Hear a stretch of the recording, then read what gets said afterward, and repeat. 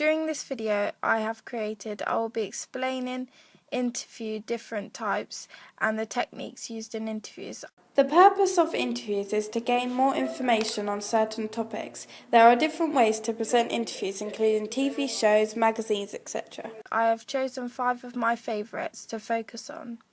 I think not difficult because containing the types of questions asked, interview style, the structure, and also the communication skills. My first interview I have chosen is the Robert Pattinson magazine interview. This interview is light-hearted. We know this because Robert Pattinson is one of the main characters from Twilight, so we know as the audience he is not going to be interviewed on politics or the royal family, as he isn't that important. This is what makes the interview light-hearted. Also, the questions asked are as if there is a chat taking place, which also showcases the light-hearted style. Magazine interviews are mainly light-hearted, as usually music artists or film casts are usually the ones being interviewed. Magazine interviews aren't a good way of showing how the interviewee feels, as we can't see their responses or emotions as to how they feel about the questions being asked. This interview is light-hearted as the interview is from a teen magazine. Mixtures of open and closed questions are used within this interview. An open question is a question answered with more than a yes or no answer. As the magazine says, what attracted you to the role of Edward? This is an open question. A closed question is the opposite to open. It can be answered with either a simple yes or no answer. The other question asked in the magazine, have you ever loved someone like that, is an open question, but can also be answered with a simple yes or no. My second interview I have chosen is a Charles Moore Radio 5 live interview about Lady official Thatcher. biographer. Good morning. This is going to be a very poignant, difficult day for you, is it? Well, it will be poignant. I think not difficult because This interview is hard news, as it is about 2 very important people within the UK, Margaret Thatcher and journalist Charles Moore. We know the interview is hard news also because the way the interview is spoken, it's very formal and serious. The interview contains a variety of questions, including multiple and open. A multiple question is a range of questions asked on the same topic to gain a conversation. These types of questions are used as the interviewer is gaining strong interest. We know the interviewer is interested as he is questioning for more information. At the very beginning of the interview, multiple questions are asked when the continuous conversation is taking place. There are also more multiple questions asked throughout the interview. The interview contains plenty of open questions. This is an example. What would she have thought of the proportion status paying for this? This question is being asked as the interviewer is asking for more information from Charles Moore. Charles builds up confidence towards the end of the interview as he changes the tone of his voice and also begins to add more detail into his speech, known as confidence building. Towards the end of the interviewee becomes close with the interviewer as he builds confidence. We know this because long answers are answered towards the end. This is known as building rapport. My final interview I chose was a news interview on Boston bombings with FBI agent Martin Reardon. Well, thank you very much, Andrew. And joining us now via Skype from Qatar is Martin Reardon. He's vice president of the Soufan Group and a 21-year veteran of the FBI. And before joining the Soufan Group, Mr. Reardon served as chief of the FBI's 24/7 Terrorist Screening Operations Center. I can't think of a better guest to get tonight here. Martin, thank you very much for a few minutes. I appreciate it. You're welcome. Questions have already emerged, Martin, that say, listen, the FBI already flagged this guy as early as 2011, and when he went over to Russia in 2012, that he should have been flagged. It's already been argued by the head of the Homeland Security Department in the House that he was being further radicalized, they think, overseas. Certainly should have been interviewed when he came back. Isn't that part of SOP? If the guy's already on your radar and he goes back to a place where you're concerned the situation could go from bad to worse, when he comes back in the country, due diligence would suggest you ask him a few questions. I think you have to look at what the actual procedures are here, how the FBI handles these. And they actually work according to the Attorney General guidelines, directs them how to conduct national security investigations. there are one or two likely scenarios that would have happened in this case. Based on the foreign government information that Tamerlan Tsarnaev was being radicalized, the FBI did one of two things. They would have opened up a threat assessment, which is nothing more than when you receive information that an individual, an organization, a group may pose a national security risk for the United States. Threat assessments, there are limited things that the FBI can do.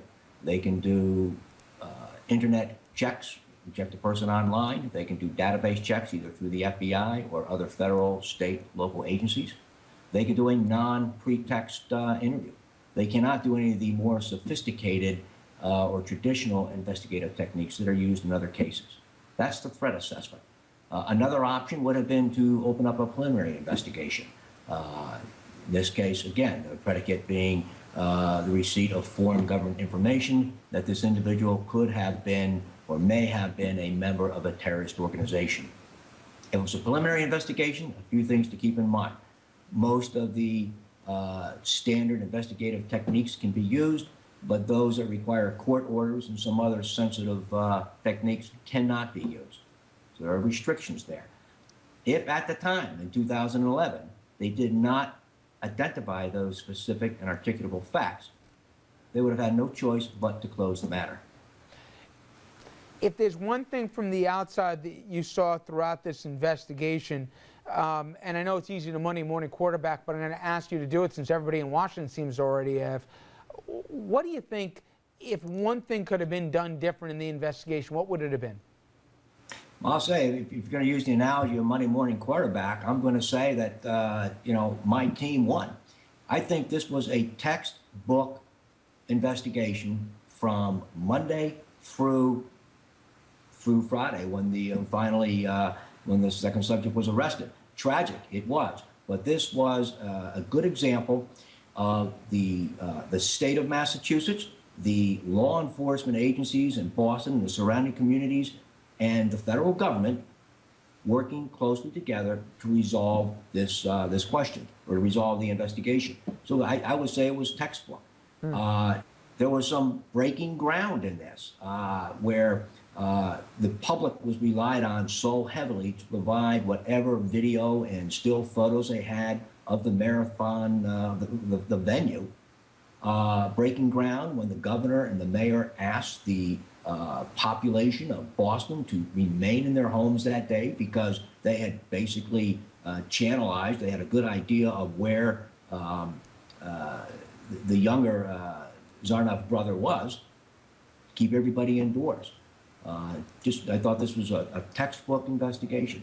In any investigation, there are always lessons to be learned afterwards, but I didn't see any mistakes that were made. I thought it was a calculated and a very good decision to release that photo Thursday afternoon. And finally, Martin, we know that Mr. Tsarnaev had more than a few stops, more than just to see his family in his most recent visit, and they're already investigating, in effect, his itinerary. Real concern here, I've heard from some folks in the intelligence community, is God forbid there were organizations behind this. Then it opens up a whole host of geopolitical concerns. Is that the worry, that these weren't just two, disaffected brothers who carried off a tragic atrocity? I guess the big worry is that this thing could grow bigger than just the two of them. Well, again, and of course, this is what this is the next step that they want to determine, and this is why the president decided to use the Hague for the investigation and to utilize the public safety exception to Miranda. Determine if there were any other accomplices, either in the Boston area, in the greater New England or Mid-Atlantic region, or overseas. Were there other accomplices who are prepared or were prepared to conduct terrorist attacks in the United States or anywhere abroad? So, there is that chance. The question remains, were they lone wolves, just the two of them, or were they part of a terrorist organization or another cell that might be operating here in the United States? Did they get outside assistance in terms of planning, financing, or training? So these are all things that the investigation is going to need to determine. These are the questions that have to be answered. How were they radicalized? When were they radicalized? Was it self-radicalization? Were they influenced by others? Was it through the internet? What caused these brothers to commit this act? Martin Reardon, great job. I appreciate a few minutes. Thank you so much. This interview is an investigation. We know this as FBIs are known to investigate in certain situations. This interview is about the Boston bombings in America. During this interview, we know the interviewee is engaged as he nods his head at the interviewer. This is known as active listening. Long open questions are asked throughout the interview. There are no other questions used as this interview is an investigation. The interviewer is finding out as much information as this is an investigation, and he does this by a range of open questions which the FBI answers. This interview took place so more information could be told on the news so everyone could find out the latest updates on the bombings. Throughout this interview, the FBI sounds and looks very confident with his speech, as he is confident on his topic.